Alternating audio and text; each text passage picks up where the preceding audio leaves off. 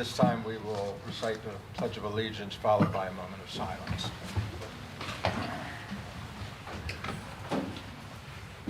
Pledge allegiance to the flag of the United States of America and to the republic which stands one nation under God, indivisible, with liberty and justice for all.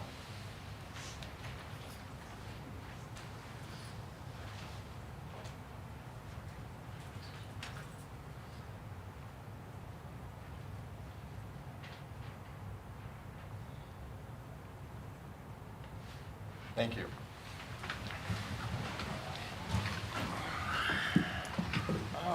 All right. Well, we are going to open our meeting with a couple of presentations. First one is the Aspire program. Mrs. Suman.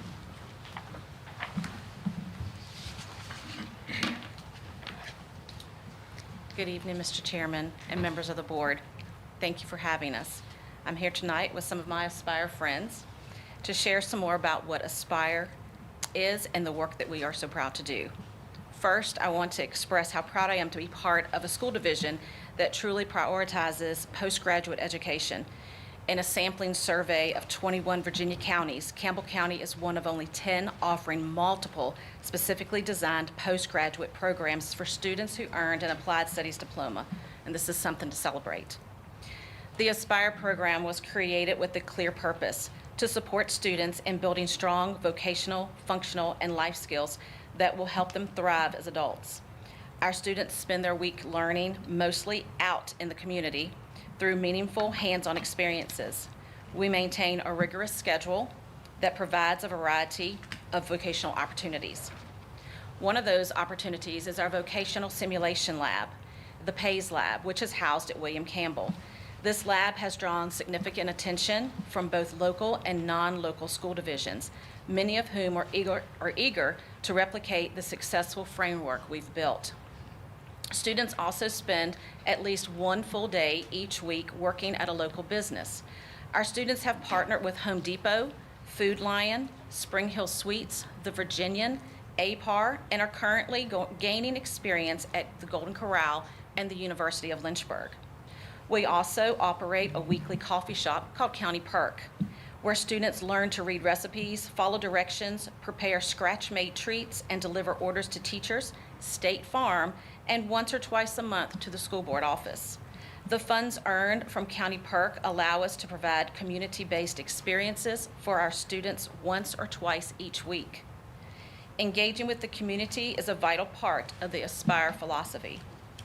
Another exciting partnership is with Liberty University and its athletic teams. Our students have participated in drills, activities, and social interactions with seven different Division I teams to date. We have also scheduled opportunities to give back by hosting brain break activities at the Liberty Athletic Center. We actually were supposed to do that last week, but due to the snow, we had to cancel. But one is coming in January.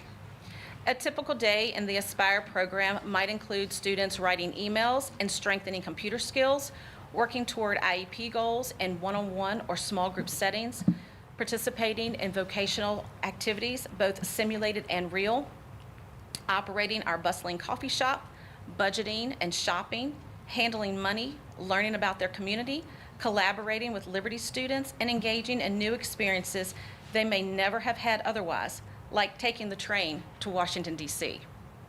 Aspire is a place where postgraduates learn, grow, and develop meaningful skills with employment as the ultimate goal. Recently, we launched a new student-run enterprise, and we'd like to share a small gift with you that represents both this new venture and our well-loved County Perk. My friends Ashton, Darius, and Marzavian are going to give you a little gift right now.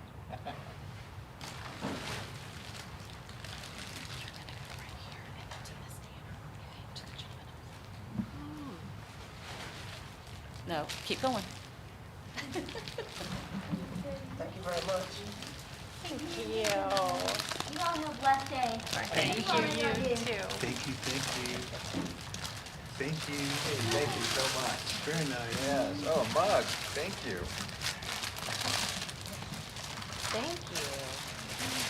Thank you. Thank you, sir.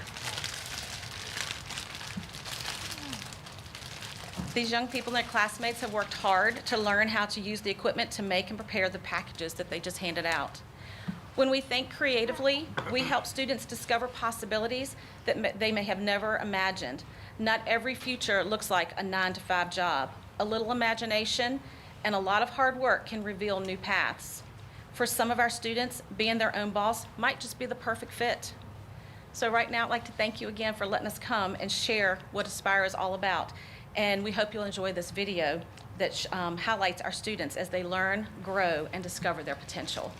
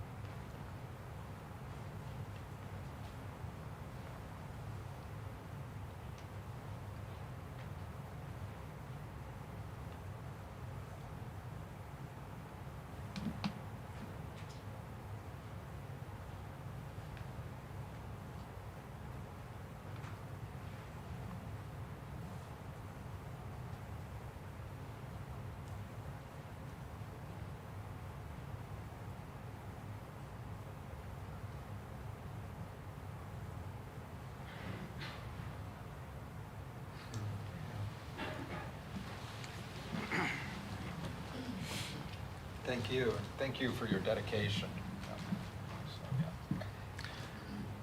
And thank you all for being here. Thank you for sharing what you do every day. I know you brighten up Rustburg High School, and certainly you brighten up central office whenever you come up there selling items from County Perk, and they're always great, and we just thank you.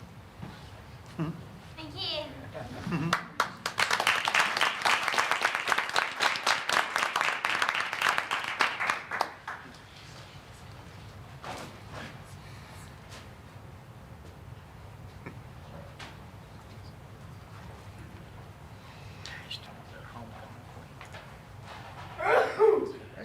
That's it. Nice. All right, Mr. Tweedy, you would like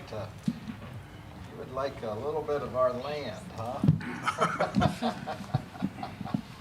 Anyway, we're trying to do a couple of projects here, and again, Mr. Chairman, members of the board, thank you for having me tonight. Again, as you can see here, there's two pieces of property adjacent or touching this piece of property that we're trying to do a couple of projects on. So we want to come here to tell you what we're doing and to answer any questions you might have about this. The first one here is right over here to the right, and this involves the proposed EMS facility that we'd like to put there. So in order to, we just got it recently rezoned. In order to do that, we had to do a site plan. So when we first started talking to VDOT, they would not let us access directly onto 24 for a couple of reasons. One, there's a taper lane going to Augusta Springs that's in front of this piece of property, and also the proximity to the existing entrance into this property there. They don't like to have two entrances but so close together. So they said they would not allow us to directly access 24, which is our preferred method, so that you wouldn't have to do anything. But they said they would allow us to access from this roadway into the school facility right there and use the existing entrance. So what we did is proposed to widen that entrance a little bit and come back, I think it's about 150 feet, and put an entrance into the side there.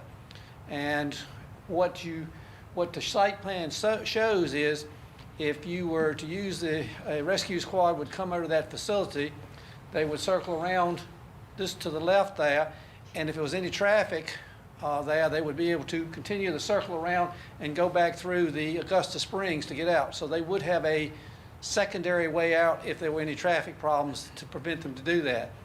It's not ideal to go through Augusta Springs in case it's a commercial and residential area and you wouldn't want to get bottled up there normally, but there is a second entrance and exit there that would allow, if there is a problem, it would affect anybody, again, getting out on a rescue squad or anybody getting in and out.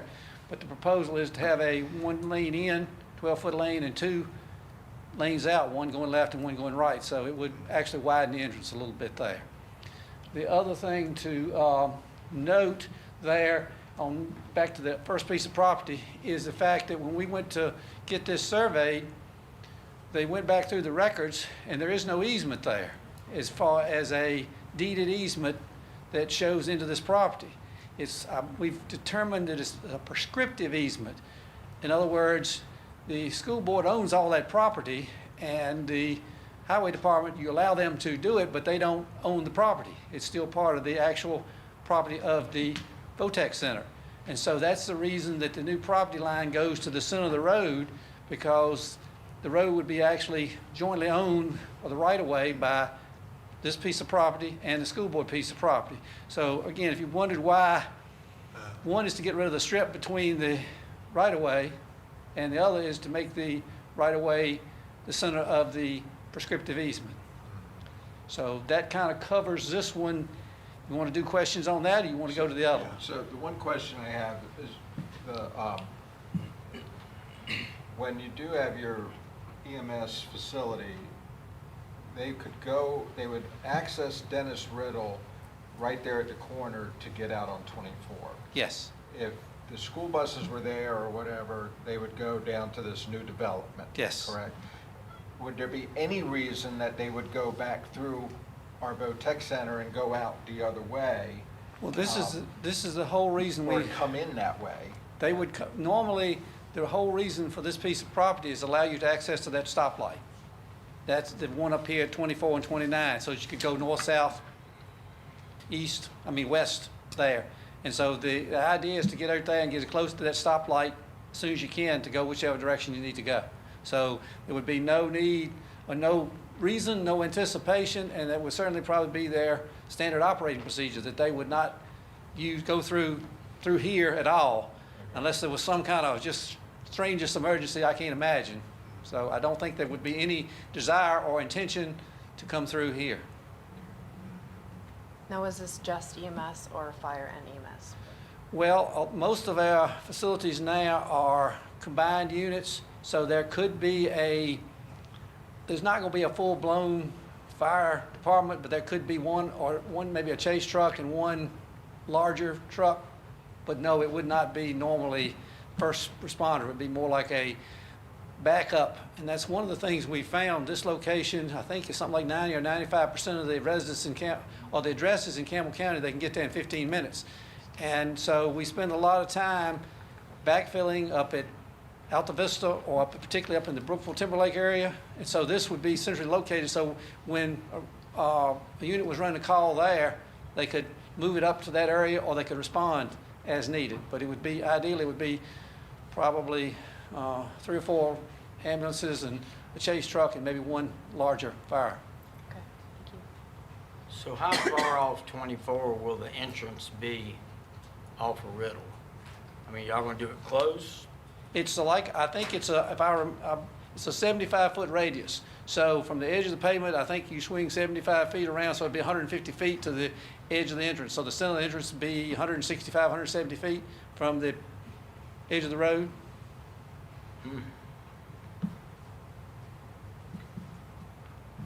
Where exactly is the building going? The building is, I think it's about 100 feet from the, no, it's a little bit more than that. It's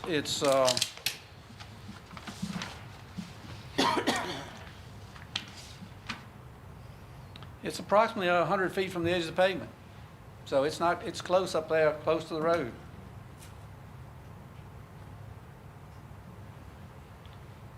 I'm like Scott, my only concern is them not using Riddle coming through the loop. Again, I don't think. They either go in and come out of there. Yes. Because in the morning, that'd be a nightmare if you had an ambulance trying to No, get through there. I think there's complete, that's agreement from the way they want to operate. I would expect they would put that in their procedure, and they don't want to go through your traffic at all. They want to get out on 29, or if it happens to be 24 West. They don't want to be going through any more than they have to. I could see them being more inclined to return that way. I wouldn't even want them to return that way. I wouldn't either, but I could see them. I think we can do something about that when in their procedures and make sure that they only use that entrance. And again, the first primary would be right there at the corner, and then the secondary would be through Augusta Springs. I don't think there would be any, if you know, if that got to be happening, I think that would be something that would be addressed pretty quickly. So, And I think we need to address the lights inside, not necessarily lights, but Alta Vista, we have ambulances in our station, Alta Vista. And we have an agreement, they don't turn the sirens on till they get on Main Street. Because we have the medical center. Right. I think that there was And it works that well. we haven't addressed that specifically, but that was mentioned that we would figure out exactly where probably by the time you hit the stoplight, you might Then hit you turn. hit a siren, but they probably would not do it right under the building. Yeah. Well, I would think they have to hit it when they hit 24. Yeah. The insurance probably not gonna cover it. Right. Thank you. All right. Any more questions on that one? One other, have you given thought, I've seen, especially during softball season, how cars just line up and down this road. Is there going to be something there to prevent them from blocking that entrance or going into that? Well, I think kind of that's park something we're around going to there? definitely have to figure out exactly what that looks like as far as striping, as far as maybe some additional parking so they can do some, instead of parallel parking, they can do some pull-in parking. That's something that we got to figure exactly out. But yes, we're going to make sure that they prevent that from getting blocked up. That is a concern that we're going to have to address, yes. Okay.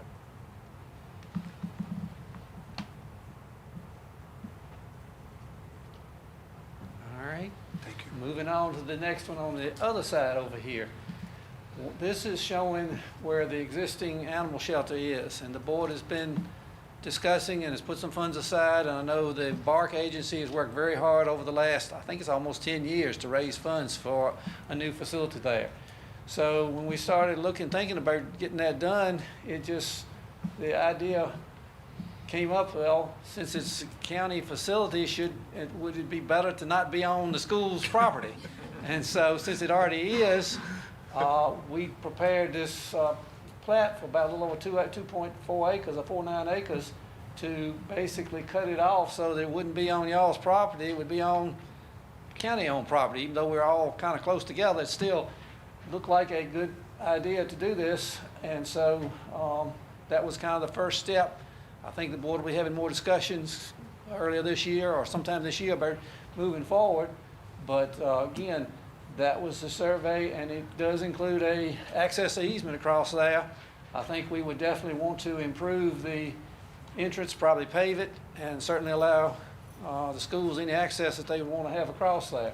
So this is what we came up with, and so I'm, again, glad to answer any questions. Would there be any fences keeping y'all's property separate from our property?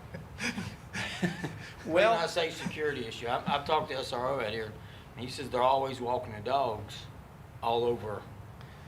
Well, that's Our something property. we're still in, we haven't gotten to the point of, can't tell you, I know that we're talking about a sally port to unload the dogs and to load the dogs. We're having discussions about at least some fenced area, but again, we have not discussed whether we're gonna fence the whole thing, just an area in the back. Haven't gotten that far yet, but they don't want dogs getting away from them either, and that is a concern. So I think it will be addressed appropriately when the time comes. So are you asking for an easement, or are you asking for the property? I'm looking for I was thinking it would make sense if we were insuring it and dealing with it and maintaining it, it would be on county property. It's kind of interesting that it's been on the school's property since 1992. I guess it was, even before that, maybe one of those buildings was possibly used as I don't know. Again, that was kind of a little bit before my time, but. And you all have determined, and Bark has determined, that you think this is still the best location for this facility? Yes. It's free land. Any consideration in putting this building on this lot also? I don't think there's enough room on the other side between the building and the drive and the bay, and might have to do some stormwater, and so it fits I'm just asking. everything basically that we propose fits on the other side pretty well, actually.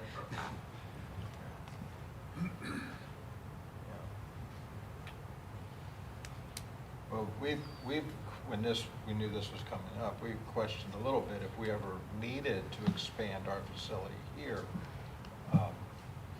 This ties our hands, but obviously we want to be good neighbors.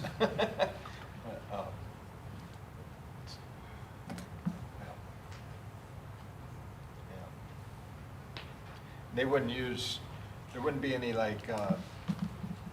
overflow parking on our parking lot or anything like that? No, I don't. The intent, I think, is to, again, have just a few visitors. It's not going to be it'll be a little bit bigger facility, but the capacity is going to be about the same. It's just going to have a little more space for adoption and a little bit better facilities. I call it front-facing facilities for the staff and the handling of the dogs, but it shouldn't be any more dogs than it is now, and cats than it is now, just kind of making it more user-friendly.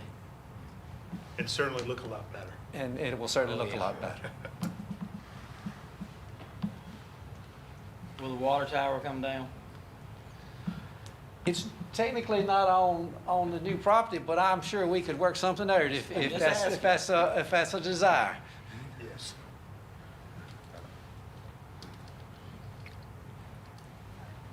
Any other questions for Mr. Tweedy? Thank you for being here tonight. And So we don't have to No, take we don't have to action do on anything this, next month. It'll be on the agenda as an action item. And if you have any questions between now and then, reach out to me, and I'll certainly get in touch with Mr. Tweedy. Need Thank anything you. else, just let me know. I appreciate it very much. Thanks for all your help with all of our other projects. I was going to say, can I say, while he's here? Yeah. He's been invaluable with the Brooklyn project. He's at every one of our meetings, walks that building regularly, and has been incredible to work with. Thank you for all of your help. I enjoy building things. Well, we're lucky to have you over there as much as you are. We do appreciate Yeah. it. And you're welcome to stay for the rest of our... All right. All right, so now it's time to, the board will hear matters from the floor, and we do have several speakers that have asked to speak. I would just remind the speakers at this time, we're going to hear your matters from the floor. Each speaker will have 3 minutes to speak. Please be respectful of the 3-minute time limit. prior to speaking, please state your name and address, and please address your comments to the board and not to staff or the audience or the media. And so with that, our first speaker is Colin White. So I'd invite Colin forward.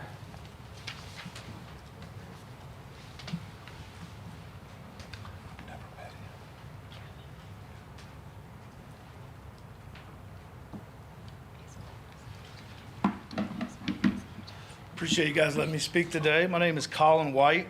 I live at 1602 Rainbow Forest Drive, Lynchburg, Virginia. I'm a Campbell County resident, a business owner, president of Brookfield Youth Football, volunteer assistant football coach at Brookfield High School.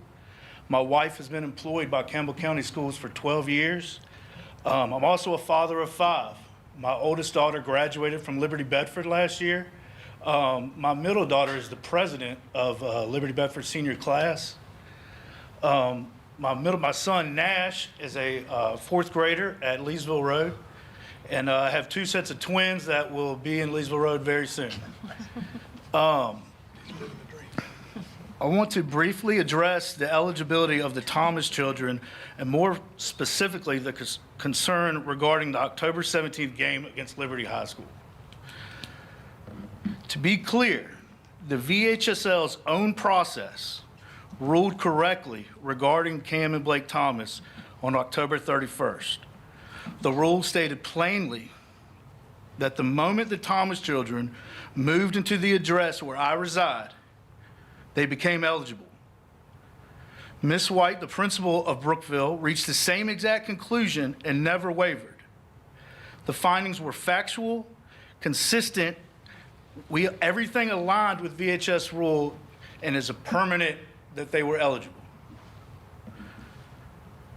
What troubles me now is the VHSL's attempt to strong arm and pressure this board by threatening to remove all athletic participation because of the October 17th game. These young men have been ruled eligible. I was present at the courthouse, and I want to be very specific about what I witnessed. The October 17th court hearing was for a restraining order on the VHSL and their investigation. But I also want to be very clear, we called that because we had been put through the loop. You know, nobody understood the exact process that was happening because we were baited back and forth.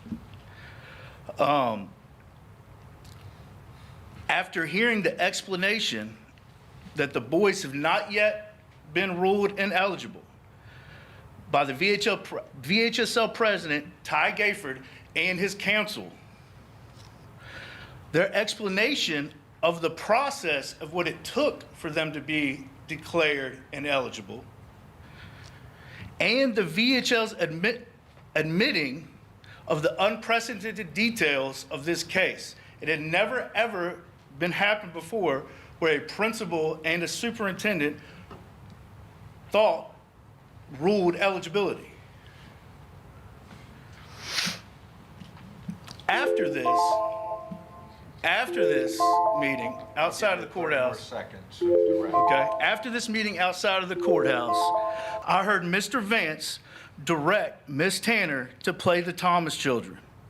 I heard Miss Tanner ask him again, are you giving me legal advice to where I can go back to the board and tell them that you were telling me, the council is telling me to play the boys? And he said yes, adamantly yes. Then hours later, Coach Lindenberg gets a call being directed to play the boys against Liberty Bedford by the school board. All right, Mr. White. We're good? Thank you very much. Thank you. Our next speaker is Christy McDaniel.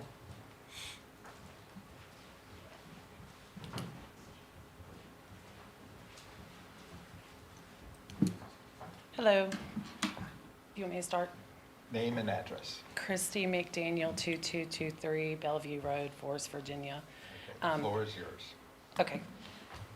My name is Christy McDaniel. I'm a parent of a couple of football players on the Brookville football team. I currently have a senior and a sophomore.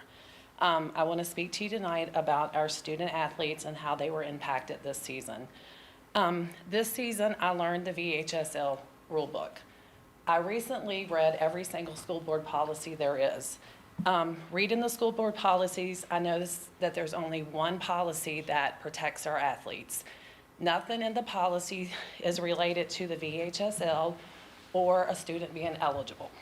I also learned what the word FOIA meant, and I also learned the word duress.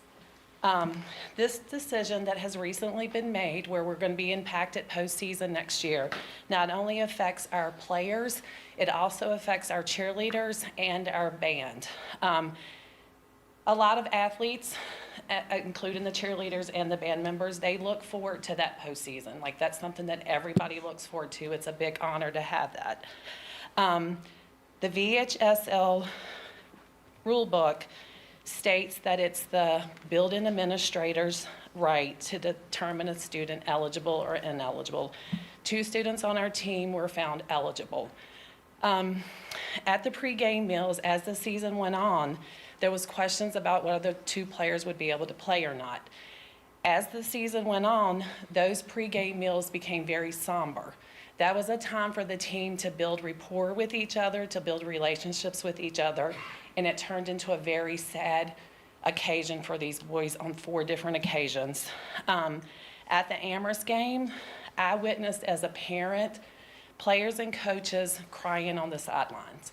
They tried to all come together and unite, but it was very sad and heartbreaking to watch those athletes and the coaches cry. Those boys did nothing wrong. They played under the direction of the school board. They gave them the permission to play, not to play that game at Amherst, sorry. The Liberty Bedford game, the team playing under the school board guidance. They were given the go-ahead to play, but then Liberty came back and filed a sportsmanship violation against us. Then at Heritage, once again, 30 minutes before the game was to start, the 2 players were told they couldn't play again. Then at the LCA game, we watched the boys warm up on the field, and within 15 minutes of the game supposedly getting ready to start, the boys were told they couldn't play. The boys go to the locker rooms, get in their street clothes. As they come running with the team back on the field, it was heartbreaking to watch our school principal on the sideline trying to hold herself together because she had advocated so hard for these 2 players in our football program. Ultimately, we have no one that advocates for our players and our coaches except for our building administrator and our coaches. I just got one thing I want to say. I have a lot to say, but I'll give you 30 seconds. okay. The school board, I personally think, should consider creating a committee of stakeholders that protects the integrity of school sports and athletes, that encompasses the community members and parents as long as the athlete.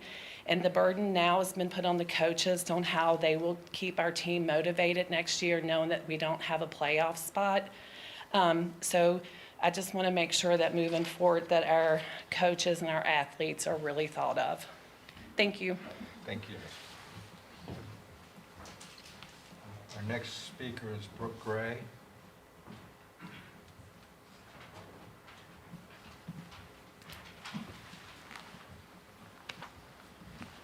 Good evening, school board Name members. and address, please. Yes, Brooke Gray, 1314 Vista Rama Lane.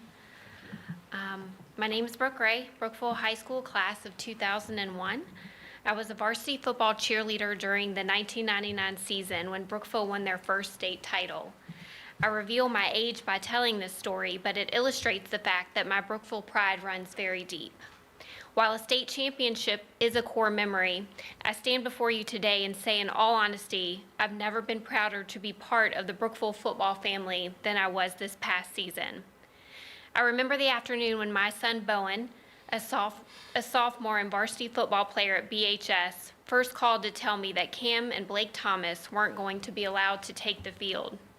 My 6'5", 275-pound lineman was crying quietly into the phone from the locker room.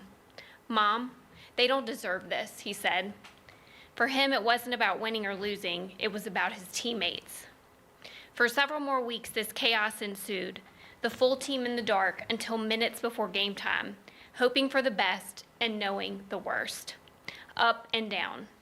But there was a constant in the storm, the commitment the players, coaches, Principal White, the school board, and our community had to Cam and Blake. Everyone stood together in support of the Thomas family. My son learned many lessons over those long weeks, the most important about loyalty, brotherhood, and standing up for what is right. The solidarity demonstrated amidst the adversity is why I was so proud of this team and this season, as I alluded to earlier. In the end, as we all know, Cam and Blake were deemed eligible. Legally, they had always been eligible. There wasn't a way to undo what was done, but it should have been over. I thought for certain the next big headline would be punishment for the VHSL. So imagine my shock when I received the email outlining a penalty for Brookville. How did the VHSL convince you, our school board, to allow them to add insult to injury upon our kids when there was no violation? I'm not a lawyer, but struggle to believe that if the VHSL couldn't defend their original ineligibility claims, that they could have justified their threats of a 365 sports ban. Help me make sense of why you would ultimately accept a penalty that punished the kids. I realize there's likely no perfect solution, but did you try to negotiate for a larger monetary penalty, for example, or any other myriad of outcomes or punishments that did not include or impact our kids? And if you were giving up, couldn't you have been more honest with the public about your motivations? State you were again under duress and being held hostage by the threats of the VHSL. Couldn't you publicly apologize to our team and our community for taking them so far only to quit at the goal line? It's not about the playoffs. Brookville didn't make the playoffs last year when my son was a freshman, and again missed playoffs this year, and it didn't negate his experience. It's not about the playoffs, it's about principle, and they deserve better. Thank you.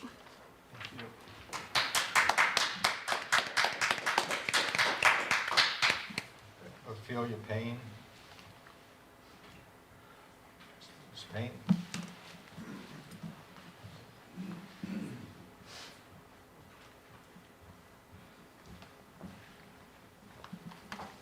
Ophelia Payne, 81 Clubhouse Drive. Good evening, and thank you for allowing me the opportunity to speak today. I will be brief.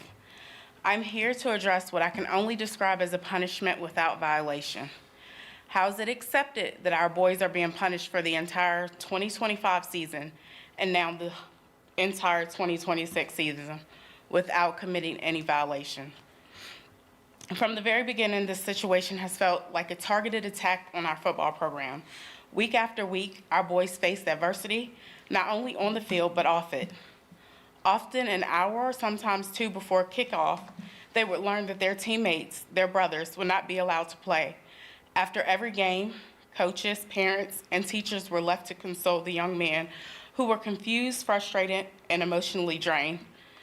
They played the entire season under the uncertainty of never knowing who would be available or what new obstacle would appear next. Isn't that punishment enough? Even after the case was won and the players were deemed eligible, and have been for the entire season, we were still forced to accept a continued punishment into 2026. That is unjust. As parents, educators, and coaches, it is our responsibility to stand up for our children and protect them. How are we doing that? By allowing the VHSL to bully them week after week. The system that is supposed to protect, uplift, and advocate for student athletes, instead it has just failed them.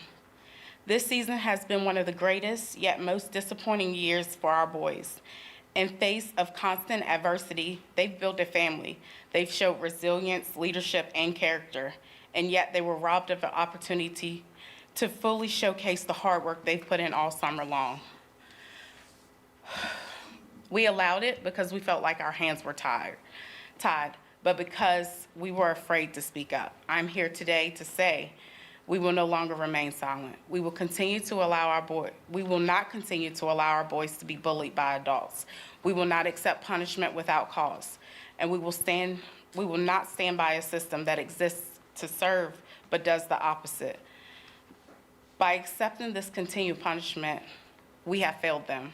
So I ask you directly, what is your plan to correct this?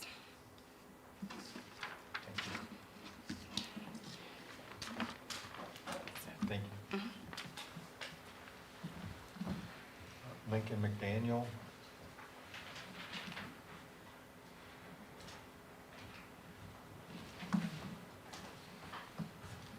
Lincoln McDaniel, 2223 Bellevue Road, Forest, Virginia. I'll go to Brookville High School. I'm the quarterback. I've been a starter for 3 years at Brookville. As players, we followed every rule we were given. We trusted our coaches. We trusted guidance from above the school level. We prepared every week as if we were going to play. More than once, we found out last minute that some players weren't going to be able to play. At Amherst, the message changed right before kickoff. I watched teammates break down. I watched coaches try to keep focus while carrying the same disappointment. At Liberty Bedford, the Thomases were told they were able to play, and later a violation was filed against Brookville that put our entire program at risk. That's hard to process when you've done exactly what you were told. At Heritage, we were told again last minute that they couldn't play. So the team went back to work, we practiced, we stayed ready. At LCA, they were already warming up when less than 30 minutes before the game, we were told they weren't eligible to play. We ran off the field. As a leader, I didn't have answers from my teammates. Then later, we were told they were eligible after the fact. That kind of uncertainty affects more than one game. It affects trust. As a quarterback, I'm taught that leadership means staying calm, adapting, and protecting our team. That's what we did all season. Our coaches never put us in a position that they weren't told was allowed. We played or didn't play, based entirely on direction given to us. We also learned that decisions about our future were discussed behind closed doors, including consequences that could affect the postseason play in 2026. If decisions like that are being made, student athletes deserve transparency. We deserve to know who's advocating for us. This isn't about winning or losing. It's about preparation, fairness, and respect for the work student athletes put in every day. We showed leadership. We showed resilience. We adjusted every time. Now we're asking for the same from those who lead us. When student athletes commit fully to their program, they deserve leaders who are just as committed to them. Thank you. Thank you.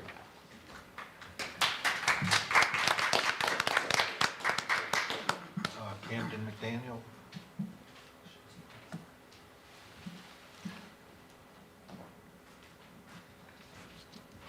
Camden McDaniel, 2223 Bellevue Road, Forest, Virginia. I'm here tonight as a student athlete at Brookville High School. And from the first day of the season, we were taught 3 things: follow the rules, trust the leadership, and be ready when our name is called.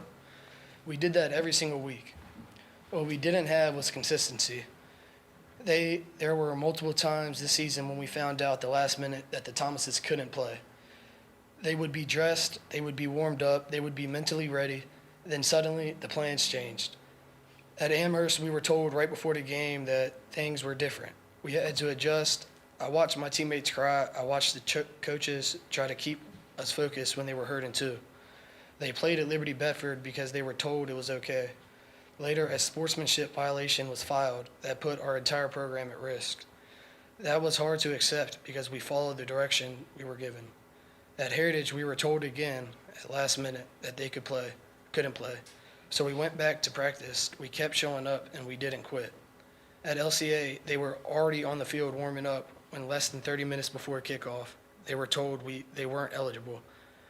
They ran off the field out of their uniforms. That moment is something that I will never forget. Later, the team was told that they were eligible. Winning matters to our team, but that's not what this is about. This is about the commitment, accountability, and being treated fairly. We did exactly what we were asked to do every single time. We also learned that decisions were made about our future in closed-door meetings. If our seasons and opportunities are being voted on, we believe we deserve the transparency we deserve to know who is speaking for us. We're not asking for special treatment. We're not asking for clear communication. We're consistent leadership and someone to advocate for student athletes when it's hard. We showed up all season, we adjusted, and we trusted the process. All we're asking now is that the process doesn't forget about us. Thank you. Thank you, Campbell.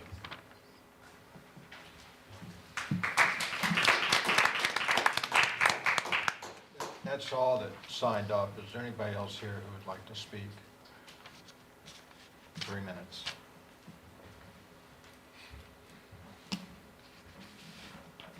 I can see the nervousness on my wife's face right now, so I apologize. Thomas Vaughn, 14891 Leesville Road, Evington, Virginia. So I went to Brookville, just like with Karen. We both were there at the same time. And I look back and I think to myself, my kids that have gone through, got kids still there. My son's been in the Navy 8 years. My daughter graduated from UVA. Great education, great time. Coached wrestling, loved it. But I look at what we're doing now, and I look at what BHSL did, and we failed these students. We did. They did nothing wrong. They showed up to practice and worked hard. We can't ask for anything else. We're teaching them that. And I also know that standing tall and being a leader is important. They're seeing the way that you're leading.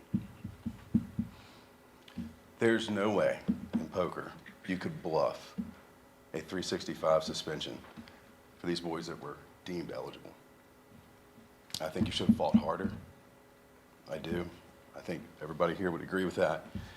And you're showing them that you stood tall when it was easy, and when it got hard, you stood down. That's not acceptable. You'll have to remember that you guys did that to them. You could have fought harder. That's all I have.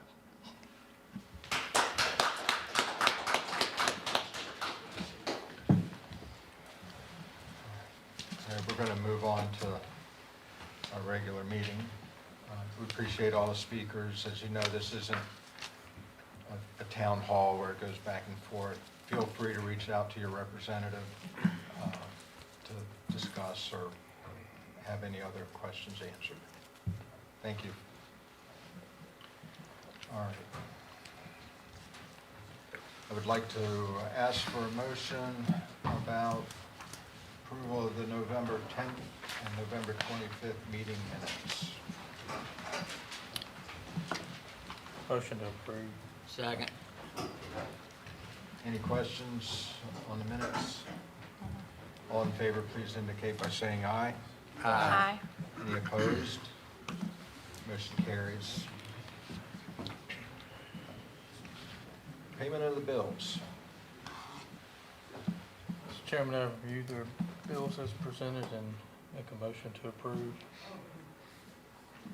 Second. Motion and a second. Any question about the bills? All in favor of payment of bills, please indicate by saying aye. Aye. Any opposed? Motion carries. Donations, Ms. McClanahan. Tonight you have 17 donations for approval. Unless you have any questions on those, I ask that you approve them as presented. Motion to approve. Second. Motion and a second. Any question on the donations? All in favor, please indicate by saying aye. Aye. Supplemental appropriations. Again, you have 4 appropriations for approval. Unless you have any questions on those, I would ask that you approve them as presented. Move approval, Mr. Chairman. Second. A motion and a second. Any questions on the appropriations? All in favor, please indicate by saying aye. Aye. Any opposed? Motion carries. Consideration of non-resident tuition. Tonight you have a listing of students for approval. And unless you have any questions, I'd ask that you approve them as listed. Move approval, Mr. Chairman. Second. Any questions? All in favor, please indicate by saying aye. Aye. Any opposed? That motion carries. Thank you, Ms. McClanahan. Personnel report. Thank you, Mr. Chairman, members of the board. You have the personnel report in front of you. You may notice that there are a couple more classified staff on here than I would anticipate or that have been for the past few months. But I think it's a natural transition time into the semester and before the break where people that are looking for different employment have given us their notice of resignation. So nothing that our principals won't continue to work hard to replace. And then also there are a couple more certified staff hires on here that may not reconcile with the number of resignations. But those are the long-term subs, the student teachers that we've had all first semester that have gotten their license as of December when they graduated. So we're hiring them on permanently for next semester. Okay. So unless you have any other questions, I'd ask that you approve it as written. Motion. Second.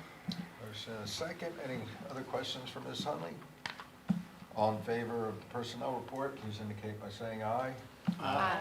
Any opposed? All right, thank you very much. Dr. Wilson.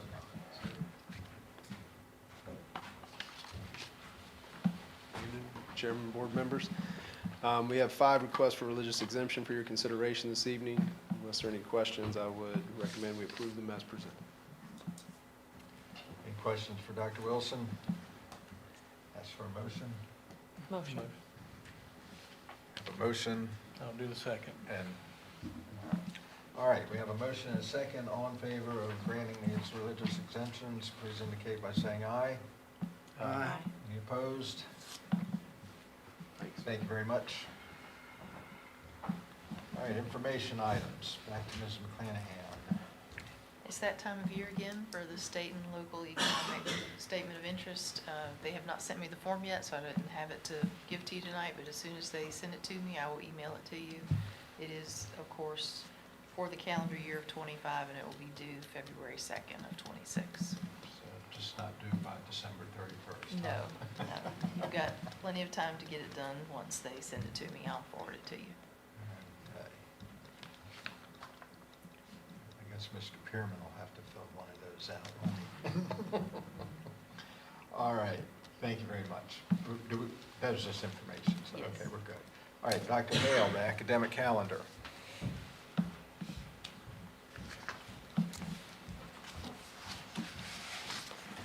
Good evening, Chairman, members of the board. Tonight, this is not an action item, it is just informational, and we are starting to look at our academic calendar for next school year.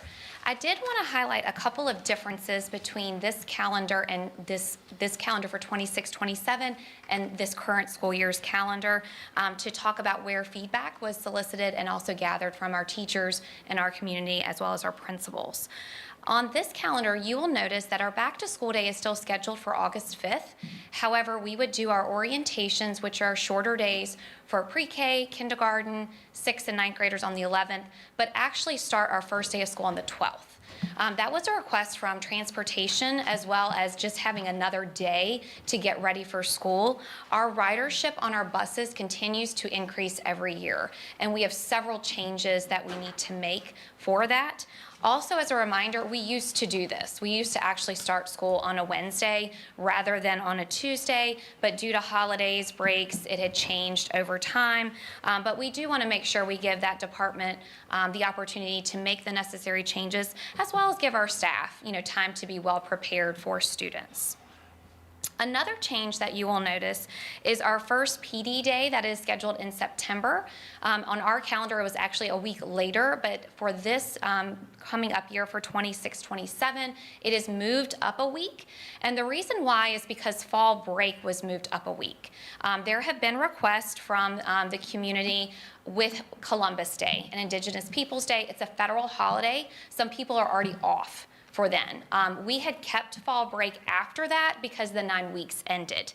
However, we know that our teachers, they don't turn in their final grades till later. So we would rather move up fall break, have it correspond with Columbus and Indigenous Peoples Day for the federal holiday, and then that will give us plenty of time to have November 2nd as our teacher PD work day to get the grading that is needed and tie up any loose ends for that. So that is one change that you will notice that is different. And so it doesn't really matter that we start a 9 weeks on a Tuesday. We make it work. as far as when assignments are due and so forth. But that will give our teachers the second meaningful time to then be prepared for our report cards to go out, which are typically later that week by the 6th of November.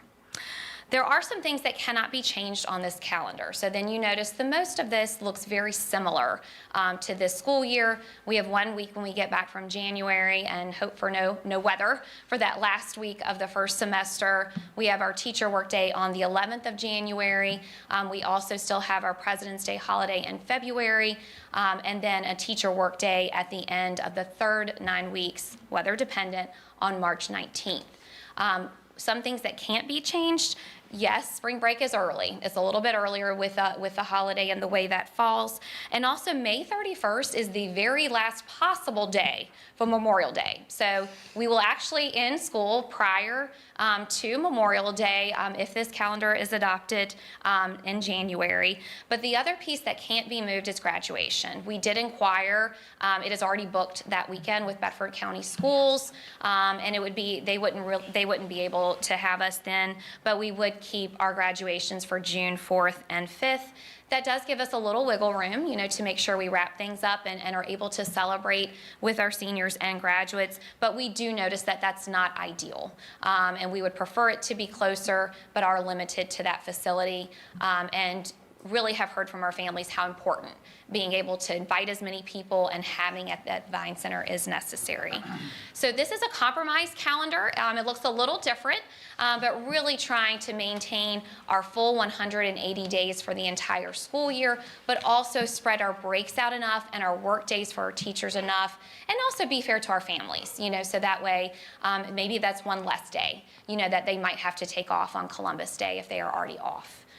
So that is the draft. There is no action needed, and I'm happy to answer any questions that you might have. Does all this work out with the regional? They're very similar. Spring break is similar. Some schools do fall break, some don't. So that part is similar. For that, most of us are starting either the 11th or 12th of August in our area, so very similar. Thank you. But we do end before Memorial Day, so it's just Memorial Day's late if this is adopted. Okay. Any other questions for Dr. Hale? All right, you can move on to your next Okay, presentation. so this information is hot off the press, and so you did receive an email last week that had to do with our accountability and student achievement update.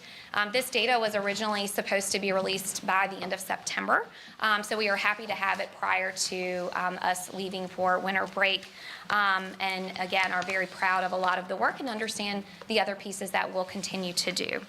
One piece I will share is all of our schools are fully accredited. You will remember that they have separated accountability versus accreditation now for schools. So all of our schools are fully accredited, and then I'll dig in a little bit into the actual accountability. You do have a folder that has some of these handouts for you that might be helpful to reference because while it is meant to be simple and to help with transparency, it is new. And so sometimes having some documents help as we move through this presentation.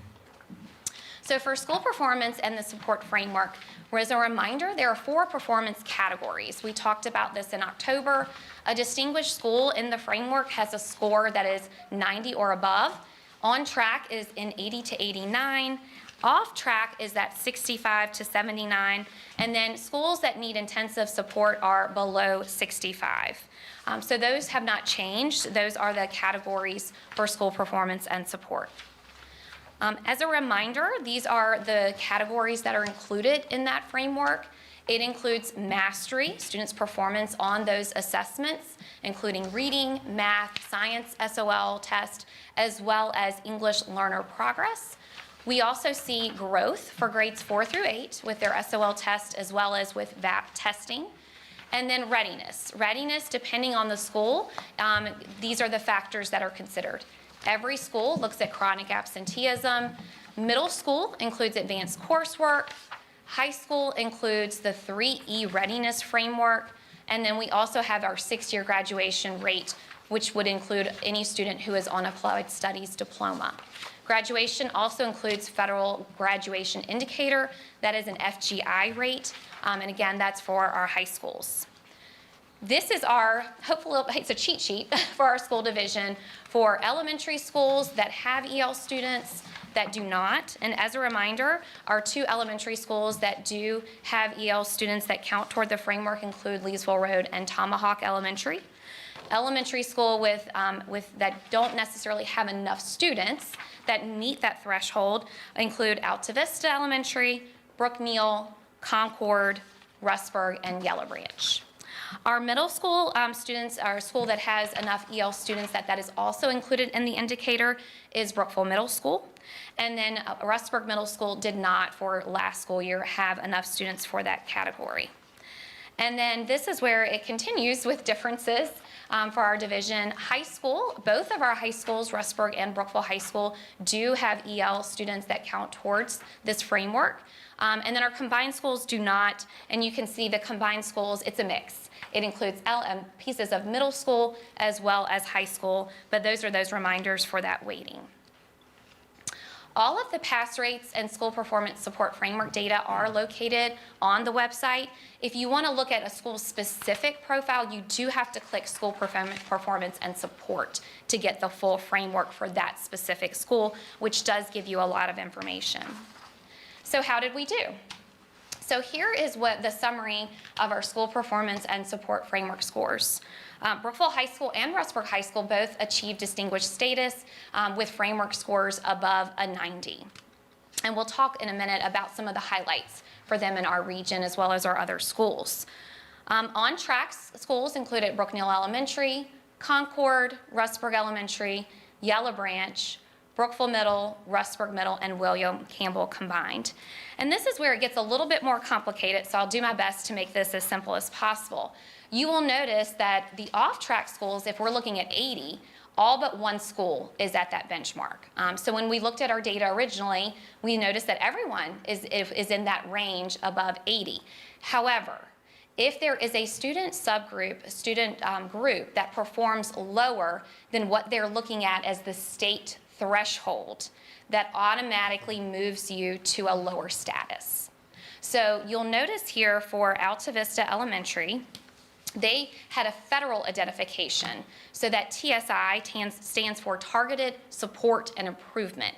And it has to do with our performance, overall framework performance for our students with disabilities student group in reading and math. But I do want to highlight how close they were, because I think that is helpful to understand that you wouldn't see on that. Their framework score was 69.7, and the state threshold was 71.8. Very close. Also for reading, it was 70.45. The state threshold was 71.3. So that tells you how close they are moving for that. And then for math, 74.24, and the state threshold was 74.51. Very, very close. And they actually were higher in science than the state threshold, but they did not have enough students in that subgroup to count. So again, overall, it has to do with the targeted support and improvement score that is related to federal accountability for that student performance group. What was the Tomahawk? Was it still students with disabilities? I can get to that one next, yeah, after I talk about Leesville Road. Leesville Road was very similar. So Leesville Road actually has the highest framework score out of any elementary school here. Their framework, though, for the student group, for students with disabilities, was related to reading, math, and science. So very similar, that they're close, but not quite there. Tomahawk Elementary, in the past, you have seen with state accountability, they will round up. They did not, with business rules, decide to round up with this new accountability system. So they're at 79.5. What we have noticed overall with Tomahawk data is their proficiency is high. Students passing, when they take it, is high. What we're continuing to work on and do hope, and what I think will see it continue to improve, is growth of students, because growth does count for that in moving all students. So it really has to do with they were 0.5 less than the needed framework score, and very close, but just not quite there. Alta Vista combined is also a very high framework score of 87.1 that you see. And their targeted support identification for students with disabilities was actually for middle school students. So a combined school has to not only meet the middle school thresholds for those, it also has to meet high school. Now, high school, they actually didn't have as many students that were in that to count, but it had to do with specifically with middle school, and again, very close. So that threshold overall for the framework was 63, and they needed to be at least a 68.9 overall for students with disabilities. And then reading was very close, 67.85. State threshold was 69.83, and math was 69.64 compared to the state threshold of 70.52. The reason why I share that with you, you don't need to remember them. It's just very close, to understand where they are. And this is a celebration for them that was, you're not going to see this on the reports, but for their science, for students with disabilities, they were at over a 90%. But that student group didn't count because it didn't have enough students. It wasn't quite to 15. So I try to make it simple, but it's not. There's nuances here that you see. And all of our schools have been working incredibly hard. So we know they will continue this work. I have a question about the schools that were off track compared to the ones that are on track. Do they have similar populations of students with disabilities, or, why did they squeak over the line and these schools not quite make it, or? It really has to just do with performance, but I will tell you that more schools in the state were identified for targeted support than ever before, and it has to do with the change of the group size. So typically in the past, your student groups you're looking at have to have a minimum of 30 students within your school building. This was cut in half to 15. So you are looking, again, at a portion of your population that you want to support and help grow. And I will talk about, hey, what are we doing, at the end of this, because I know that will be a question, is how are we responding? How have we been responding? But that is, yes, we have different sizes as far as students with disabilities in our schools, but we also know that we have a lot of good work happening with them to encourage them to grow. And we've had a lot of initiatives to help support them. Any more question about this slide before I move on? And I know I'll get to the what are we doing next. Okay. We did have several highlights that were in our Region 5, so you do have a copy of this in your folder. And these are some of the celebrations that were in Region 5 for our schools. You see Rustburg High School and Brookville High School are in the top 5 for their graduation rate. You also see 6-year graduation, so this would include any student who is completing their Applied Studies diploma. Rustburg High School, again, in the top 5. English learner progress. English learners, they're making a lot of progress, and we see that at Rustburg High School. You also see it at Brookville Middle School. Brookville Middle School, again, top 5 and actually top 1 for that region. Mastery in math, Brookville High School. Mastery in science, Rustburg. And then chronic absenteeism, you see both Rustburg and Brookville High School. So those are major celebrations for the work of the teachers, staff, and the administrators at those schools. And this is also, we actually just learned this on Friday. And so this is really, really cool because our combined schools are different. They're on a whole different PDF that you find. And so our combined schools, Campbell, for us, William Campbell was in the top 5 for advanced coursework. So congratulations to them. And you also notice that chronic absenteeism, and we have said that, it's a celebration for us, the improvement of chronic absenteeism. William Campbell and Alta Vista were in the top 5 in the entire state. So. Entire state? Mm-hmm. Because they're looking at those combined schools. And because you notice here, these are the different regions. We're Region 5, and so those are all of the different regions. And because not every division has a combined school, but more have it than you think once you actually start looking. So what are we doing? We are continuing to focus on growth towards all students.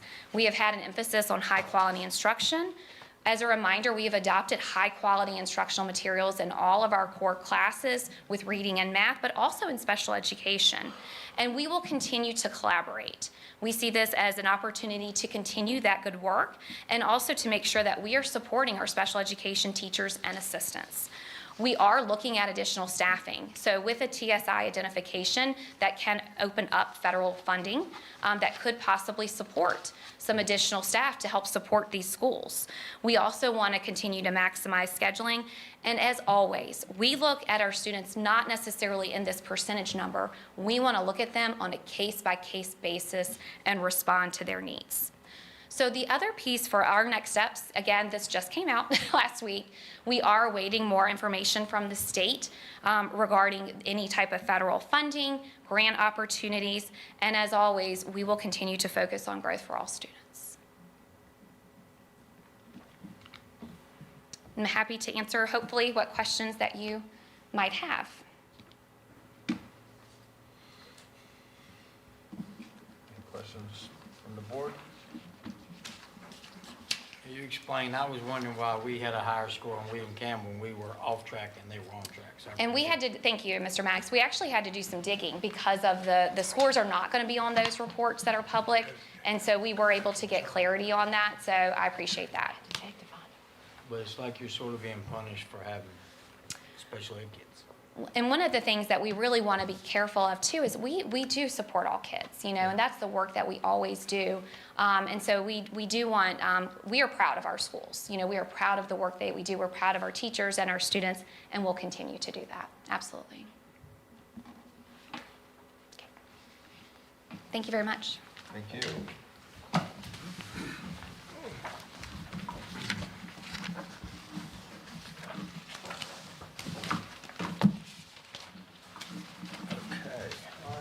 Board Superintendent will update the board.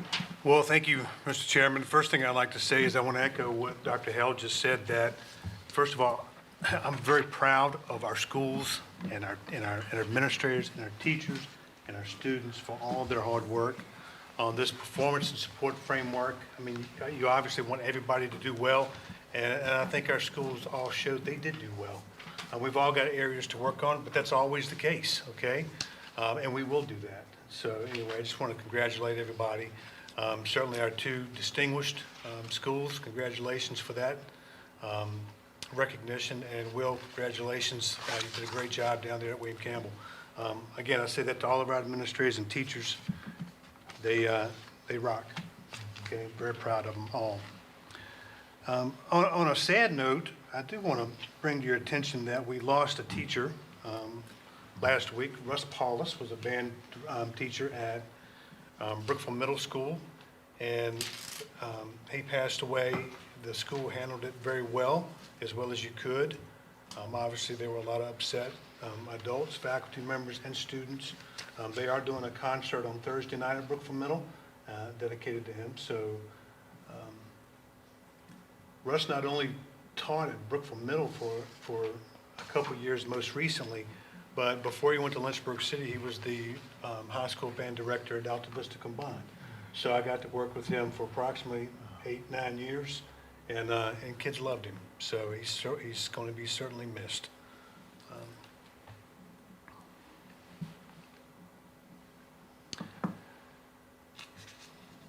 I'd like to remind you that it's almost budget season, that favorite time of year. So that's around the corner. Ms. McClanahan gave you a list of the budget. I'll give you a copy of the budget calendar. We have a board meeting in January when we come back from break on the 12th, and then the very next day on the 13th, we've got a full joint board meeting with the Board of Supervisors where we'll talk about our budget priorities, some of the things that we're challenged with this year.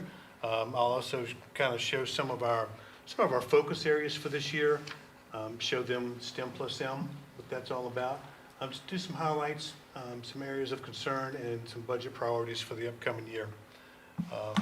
So I'll talk more about that to you at our next meeting in January.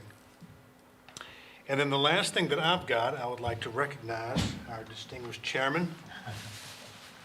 Since this is Dr. Miller's last meeting, I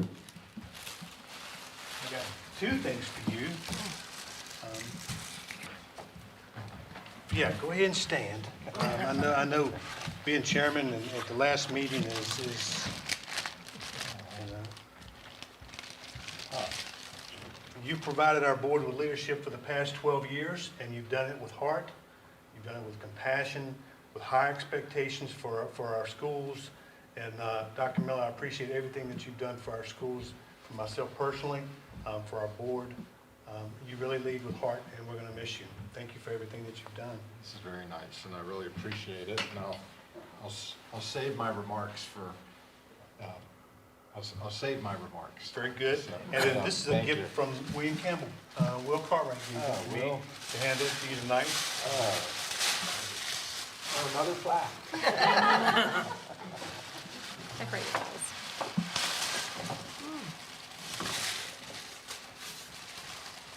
12 years of service to William Campbell.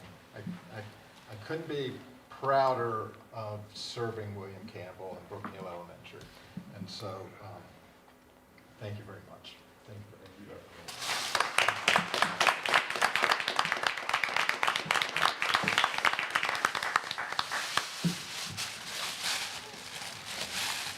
Oh, we got some wall space. You got some wall space to hang those up. All right, so from the board, well, maybe I'll go first tonight. I do want to just share a couple of emails that I got from our principals. Sterling Elementary School says all is well. He also thanked me for my years of service.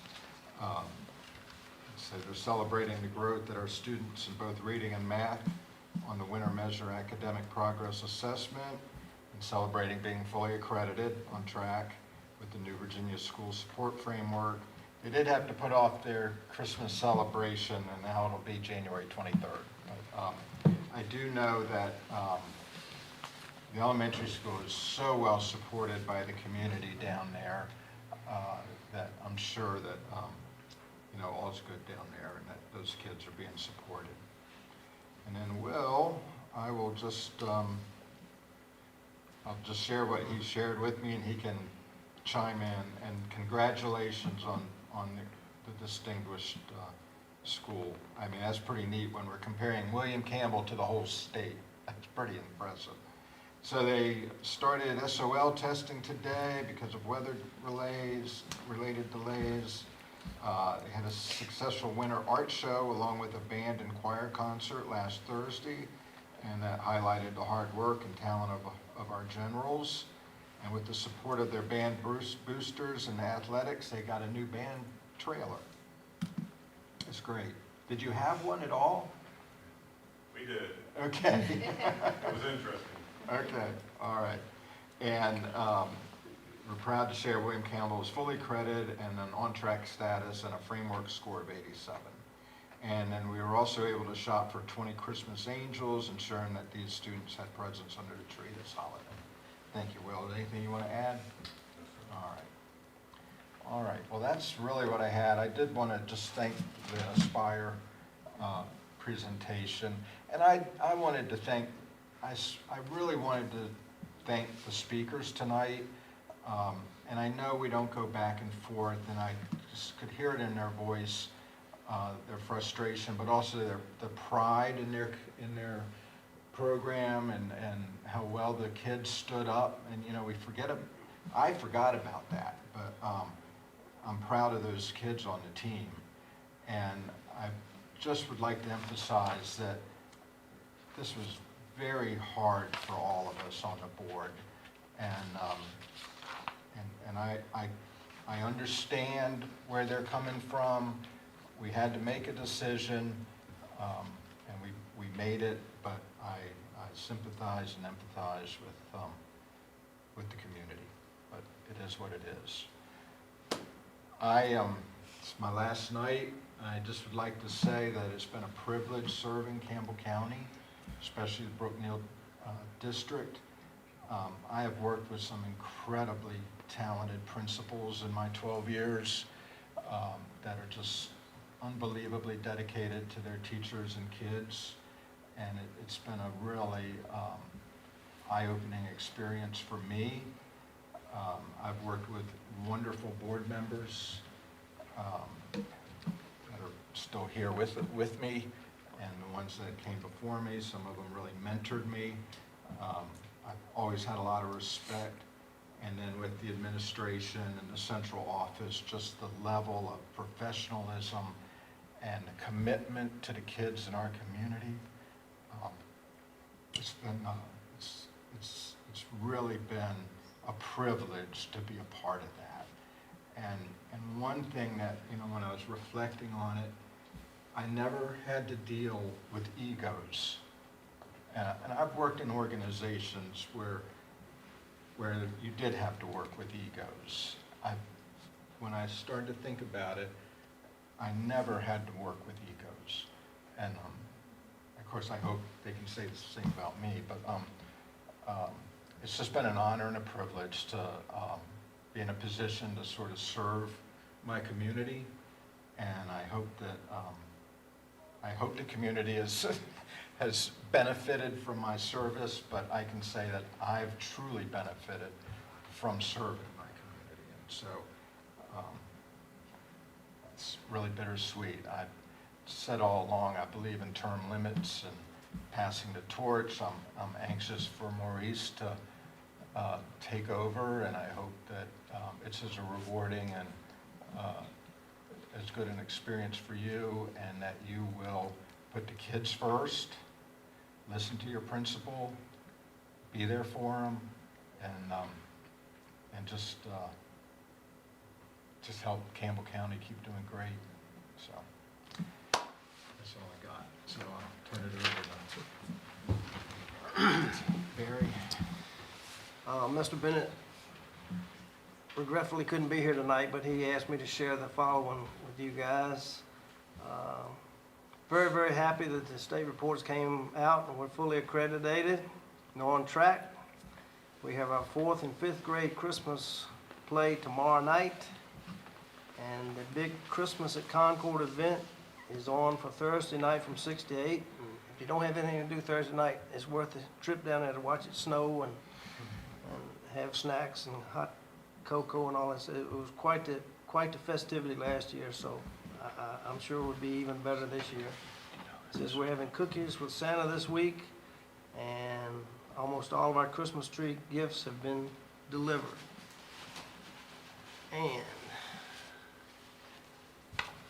I'd like to express my sympathy to the J.D. Puckett family for his passing. He was quite the advocate for our school system long ago in the William Campbell community with the agriculture program, and then his tenure on the Board of Supervisors. He worked to help us out anytime he could. Again, thanks for the donations that we received. And then certainly thanks to the churches and organizations and individuals that provided piles of gifts for families that schools recognized that needed, something to make their Christmas be eventful. And I know a lot of it's been done. We won't see anything on paper, but it's really been, the Christmas spirit really shows up. Ms. White, thank you for everything you did. That's all I can really say. I'm sorry it's been so hard. Appreciate everything you did. Certainly I appreciate our snow removal crews. I don't know who they are or what they do, but when you drive by after the snow, the parking lots are pretty clean.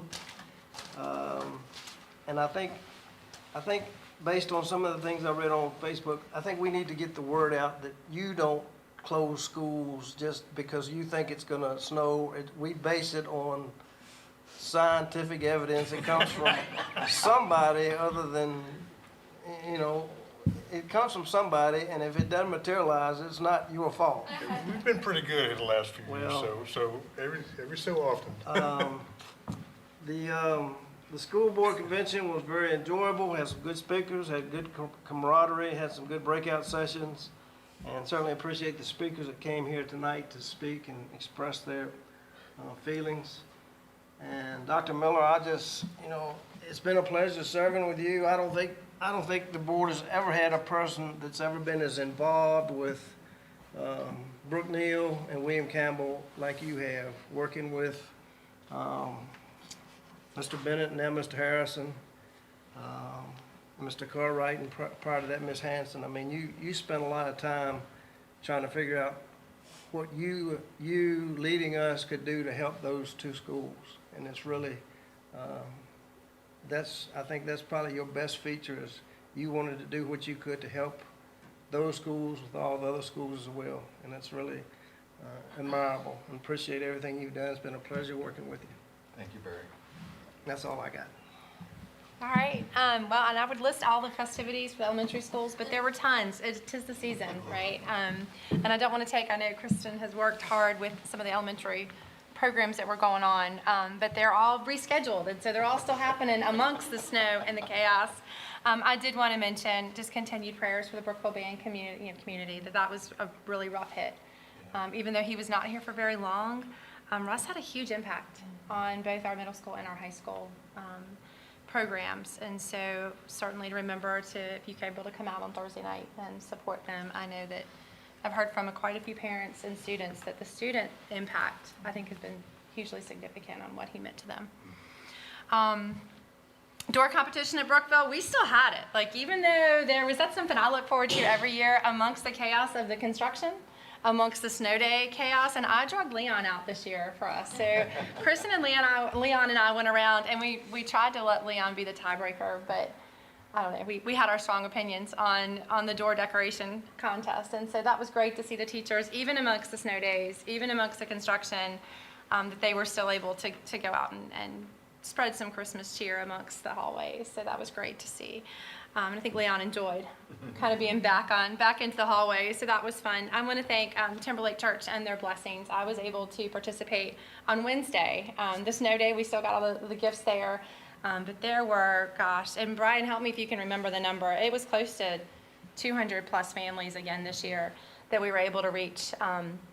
They took 2 full box truckloads to Brookville Middle and Brookville High, and we did the split box load to both Leesville and to Tomahawk, and they've got Yellow Branch has been hit in there as well, and so it was a great impact just for the community and the donations that they did. And I had my little one that got to enjoy to see it on the other side. He's always participated with shopping, but he's never done the delivery component, and so his job was to ride the bikes down the ramp and through the hallway to get them to where they were. So we had a great snow day that he was able to deliver those. I really appreciate the Brookville community coming out and feeling comfortable enough to speak and to talk, and really a shout out to our athletes that were able to speak up and really voice their feelings on the whole thing, and that was wonderful. And I hope that they'll continue to feel like they're welcome to do so, by all means. And Scott, thank you. I've only been here for a couple years, but what a huge impact, and thank you for that for us.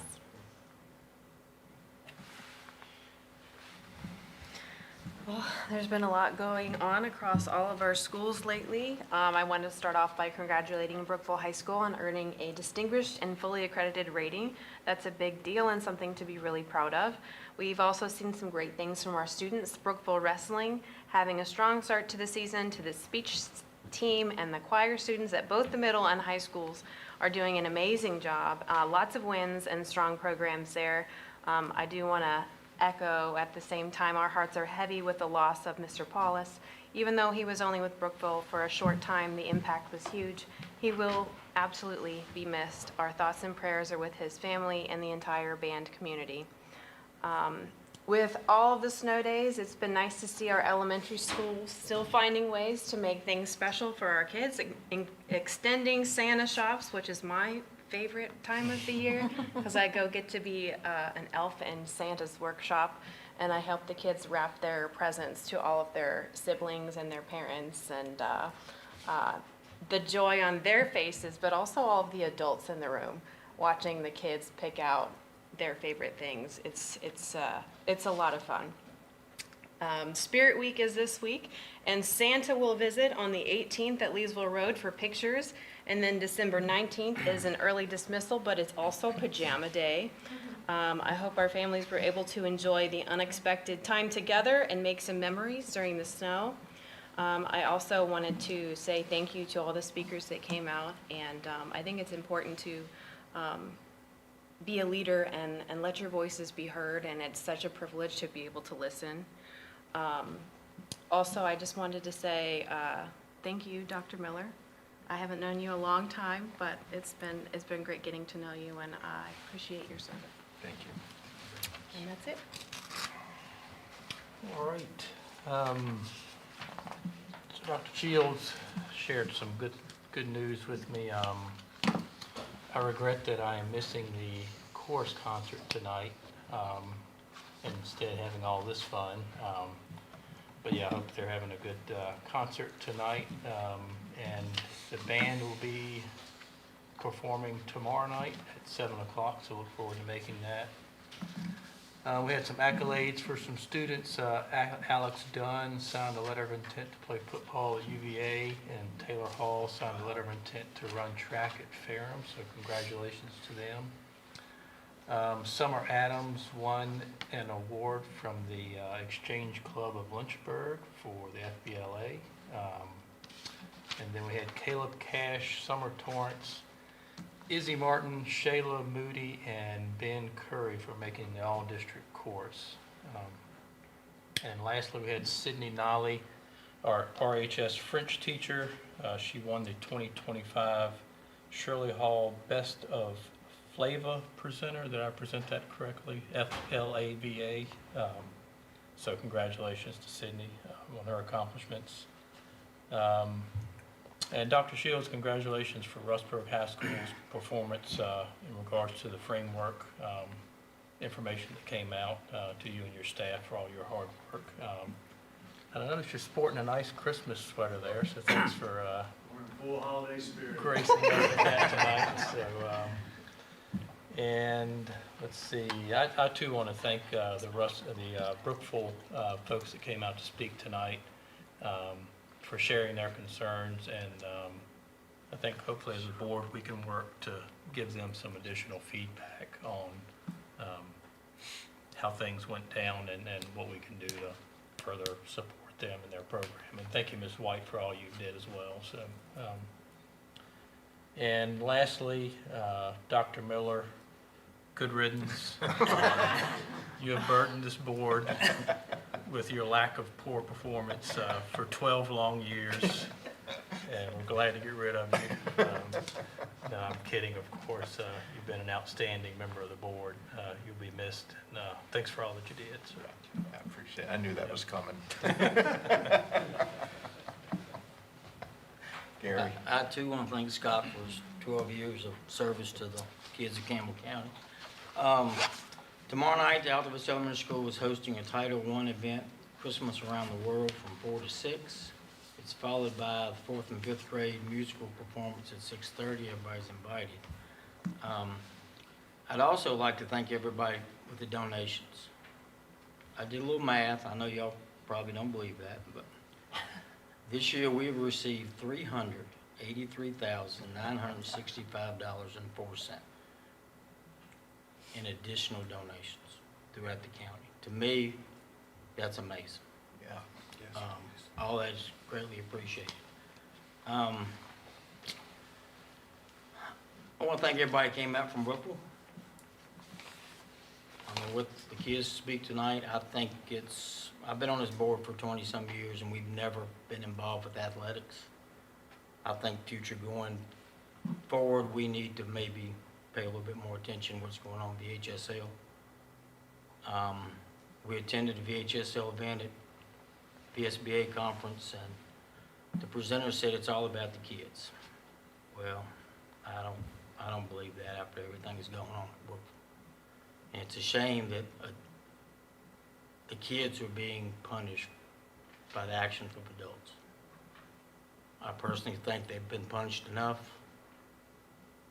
I hope y'all continue to fight. If anything I can do, please let me know. But I would like a bigger hat. Thank you. And Merry Christmas. It's like Christmas is right around the corner. Oh, I lost my. Okay. Yeah, we have information for for our food pantry that is opened this year. It's in partnership with the Blue Ridge Area Food Bank, and it's housed here at Cornerstone Learning Center, so you do have information of that. And then you also have a wellness water bottle. We did purchase water bottles for all of the county, for all of the school division. I didn't know it was gonna be so hot tonight, so maybe appropriate, but yeah, so you all have one as well, so thank you. Could I make a quick comment? Ms. Parker, we'll keep her in your thoughts and prayers. She couldn't be here tonight because of a death in her family, and yeah. So we have to go into a closed meeting. Yes, sir. Okay. Do we want to take a 5-minute? Yes, sir. We're going to take a 5-minute break, and then we have to go into a closed meeting.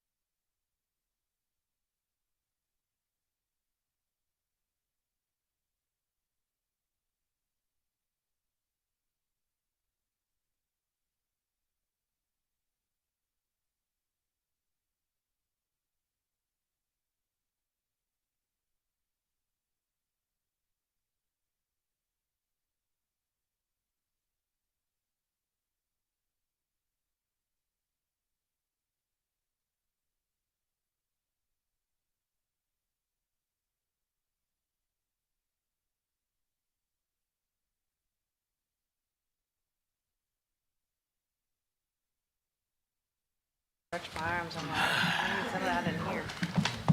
Although I do think it's cool. We adjourned the meeting, so. Yeah, no problem, no problem. All right, very pointed out, but I screwed up. All right, are we all back here? All right, I ask for a motion to convene in closed session. Motion. Can you recite the motion? Hit it. Okay. Motion to convene in closed session. Mr. Chairman, I move that we convene in a closed meeting for discussion or consideration of disciplinary matters or other matters that would involve the disclosure of information contained in a scholastic record concerning students in the school division, specifically student number 13, from the 2025-2026 school year in accordance with Section 2.2-3711A2 of the Code of Virginia 1950 as amended. Second. All in favor, please indicate by saying aye. Aye. All right, so now we are in a closed session.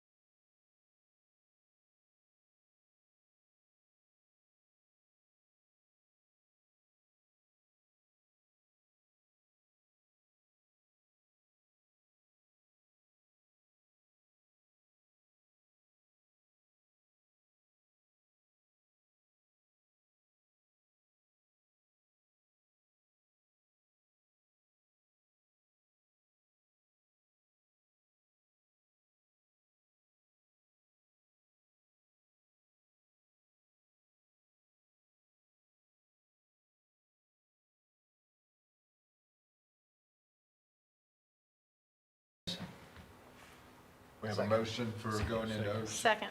And we have a second. All in favor of going into open session, please indicate by saying aye. Aye. Any opposed? Now I ask for a motion to certify that to the best of each member's knowledge, that during our closed meeting, only public business matters lawfully exempted from open meeting requirements by Virginia law, and only such public business matters as were identified in the motion convening the closed meeting were heard, discussed, or considered in the meeting by the school board. Motion. Second. Motion and a second. All in favor indicate by raising your right hand. Any opposed? Motion carries. Good. Anything else? Motion adjourned. We have a motion to adjourn. Second. All in favor, close your laptops. Okay, that was a lot better. I think Y'all yours need our was really good. laptops, right?